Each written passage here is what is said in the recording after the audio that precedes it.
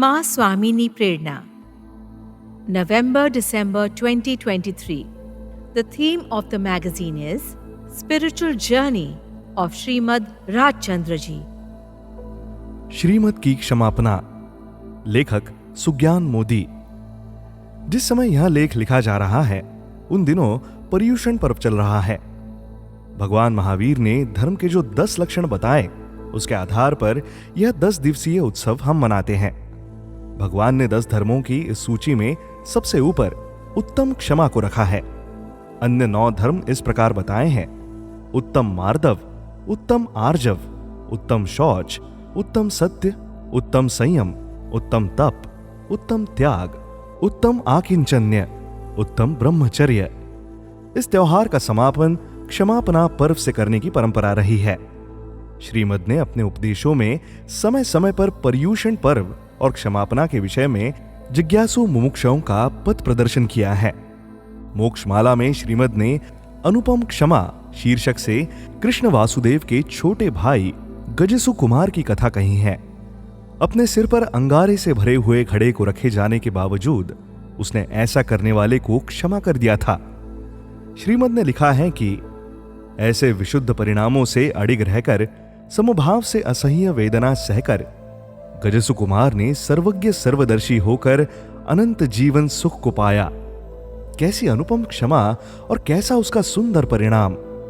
तत्वज्ञानियों का कथन है कि आत्माओं को केवल अपने सद्भाव में आना चाहिए और आत्मा अपने सद्भाव में आई कि मोक्ष हथेली में ही है।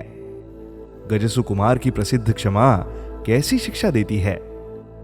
इस कथा के आरंभ में ही श्रीमद् कहते हैं कि क्षमा अंतर शत्रु को जीतने में खड्ग है, पवित्र आचार की रक्षा करने में बख्तर है, शुद्ध भाव से असह्य दुख में सम परिणाम से क्षमा रखने वाला मनुष्य भवसागर से पार हो जाता है। उत्तम क्षमा धर्म का उपदेश करते हुए भगवान की वाणी में आता है: खम्मामि सव्व जीवाणम सव्वे जीवा खमन्तु मे मित्ति में सव्व भूदेषु वेरम मज्झम न केणवी। अर्थात मैं सब जीवों को क्षमा करता हूं, सब जीव मुझे क्षमा करे। मेरा सब प्राणियों के साथ मैत्री भाव है, मेरा किसी से वैर नहीं है। आज संसार तरह तरह के कलह में फंसा हुआ है। समाज से लेकर परिवार तक छोटी छोटी बातों को लेकर झगड़े और तकरार है। हृदय में गांठें हैं। ये गांठें हमारी स्वयं की आत्मिक सुख शांति में बाधा बनती है। ये गांठें कैसे खुलेंगी? ये गांठें क्षमा भाव से खुलेंगी। क्षमा से हम किसी अन्य पर उपकार नहीं करते, वरन स्वयं पर ही उपकार करते हैं। पुनः मनुष्य के रूप में हम सभी पापों के पुतले हैं। उन पापों की क्षमा तो हम सभी प्रभु से चाहते ही हैं। इसलिए परमात्मा की क्षमा के अभिलाषी हम पामर मनुष्य एक दूसरे को क्षमा करते रहें तो संसार की सारी समस्याओं का समाधान होगा। अपने 31वें वर्ष में एक पत्र में श्रीमद् लिखते हैं: कोई सामान्य मुमुक्षु भाई बहन यदि साधन के विषय में पूछे तो उसे ये साधन बताने चाहिए। नंबर 1, 7 व्यसनों का त्याग। नंबर 2, हरितकाय का त्याग। नंबर 3, कंदमूल का त्याग। नंबर 4, अभक्ष्य का त्याग। नंबर 5, रात्रि भोजन का त्याग। नंबर 6, सर्वज्ञ देव और परम गुरु की 5-5 मालाओं की जाप। नंबर 7, भक्ति रहस्य दोहा का पठन मनन। नंबर 8, क्षमापना का पाठ। नंबर 9, सत्समागम और सत्शास्त्र का सेवन। यहां 7वें बिंदु में जो श्रीमद् ने भक्ति रहस्य दोहे की बात कही है, वह भक्ति रहस्य दोहा श्रीमद् ने अपने 24वें वर्ष में लिखा था, जिसका सुंदर भक्तिमय पाठ इस प्रकार है: श्रीमद् सद्गुरु भक्ति रहस्य। हे प्रभु शुम कहूं दीनानाथ दयाळ, हुम तो दोष अनंतनुम भजन छू करुणाळ। शुद्ध भाव मुझमा नथी सर्व तुझ रूप, नथी लघुता के दीनता शुम कहूं परम स्वरूप। नथी आज्ञा गुरुदेवनी अचड़ करी उर्माही, आप तणो विश्वास दृढ़ ने परमादर नाही। जोग नथी सत्संगनो नथी सत्सेवा जोग, केवळ अर्पणता नथी आश्रय अनुयोग।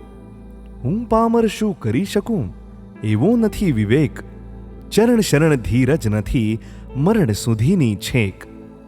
अचिंत तुज महात्म्यनो, नथी प्रफुल्लित भाव, अंश न एक के स्नेहनो, न मळे परम प्रभाव। अचल रूप आसक्ति नहीं, नहीं विरहनो ताप, कथा अलभ तुझ प्रेमनी, नहीं तेनो परिताप। भक्ति मार्ग प्रवेश नहीं, नहीं भजन दृढ़ भान, समझ नहीं निज धर्मनी, नहीं शुभ देशे स्थान। काळ दोष कळी थी थयो, नहीं मर्यादा धर्म, तोये नहीं व्याकुलता, जो प्रभु मुझ कर्म, जो प्रभु मुझ कर्म। सात्विक भक्त यदि भक्तिभाव से इसे गावे या सुने तो भाव विह्वलता में निश्चय ही उसके अश्रुपात होने लगते हैं।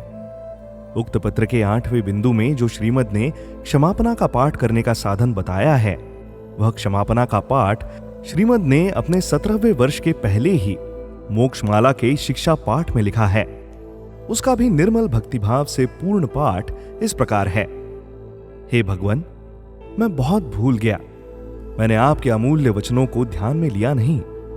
आपके कहे हुए अनुपम तत्वों का मैंने विचार किया नहीं। आपके प्रणीत किए हुए उत्तम शील का सेवन किया नहीं।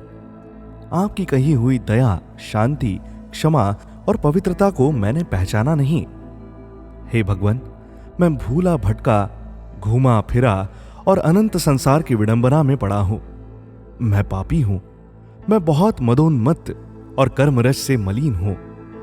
हे परमात्मन, आपके कहे हुए तत्वों के बिना मेरा मोक्ष नहीं। मैं निरंतर प्रपंच में पड़ा हूं, अज्ञान में अंध हुआ हूं। मुझ में विवेक शक्ति नहीं है और मैं मूढ़ हूं। मैं निराश्रित हूं, अनाथ हूं।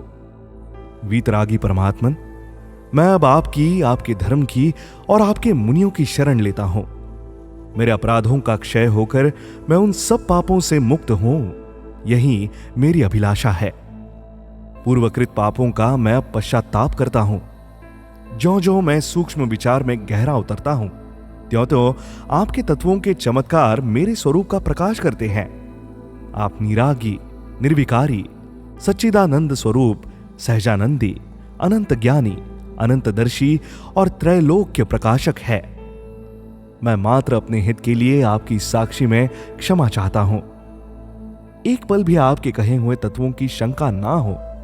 आपके बताए हुए मार्ग में अहोरात्र मैं रहूं, यही मेरी आकांक्षा और वृत्ति हो। हे सर्वज्ञ भगवान, आपसे मैं विशेष क्या कहूं? आपसे कुछ अज्ञात नहीं है। मात्र पश्चाताप से मैं कर्मजन्य पाप की क्षमा चाहता हूं।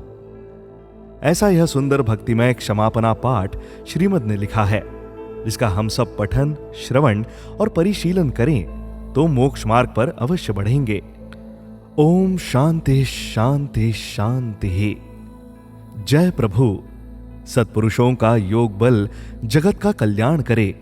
सुज्ञान मोदी के प्रणाम स्वीकारें। Love the vibe? Explore such interesting podcasts at www.questfoundation.org.in.